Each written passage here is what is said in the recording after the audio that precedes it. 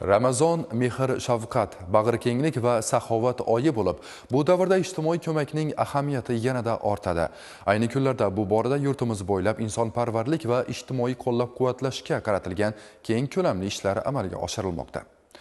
Ayniqsa, og'ir ahvoldagi jarrohlik amaliyotiga muhtoj bemorlarga amaliy yordam ko'rsatish, ehtiyojmand oilalarga ko'mak berish bo'yicha tashabbuslar ko'lami har qachongidan ortgan.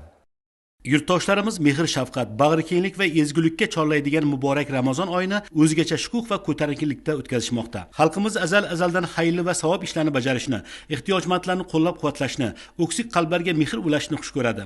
Bular ijtimoiy davlatimizning siyosatga aylanib borayotgani yurtdoshlarimizni yanada xursand qilmoqda. Joylarda O'zbekiston musulmonlar idorasining viloyat vakilligi hamda mahalla faollari, nuroniylar bilan birgalikda kam ta'minlangan, yordamga muhtoj keksalar, nogironligi bor oilalardan xabar olish tadbirlarini davom ettirishmoqda. Jumladan Urganch tumanidagi Killavut mahallasida yashovchi nogironligi bo'lgan Zarina Bekberganova tarbiyalanayotgan oilada bo'lib, unga nogironlik aravachasi hadya qilindi. Yana shu mahallada istiqomat qilayotgan nogiron farzandlari bor Darmonjon Masharipovadan ham xabar olindi. Mehmonlar xonadonga iftorlik dasturxoni uchun oziq-ovqat mahsulotlari bilan kirib borishdi. Bunday xayrli ishlarga saxovatpesha insonlar, tadbirkorlar ham o'zlarining hissalarini qo'shmoqda.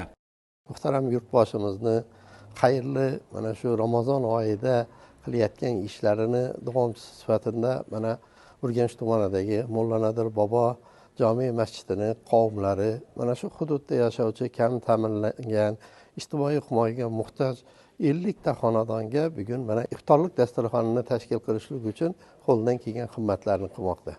Bu nafaqat mana shu Urganch tumanimizda, balki viloyatimizda, mamlakatimizning barcha joylarida mana shunday xayrli ishlar davom qilayotganligini bugun har birimiz guvohimiz.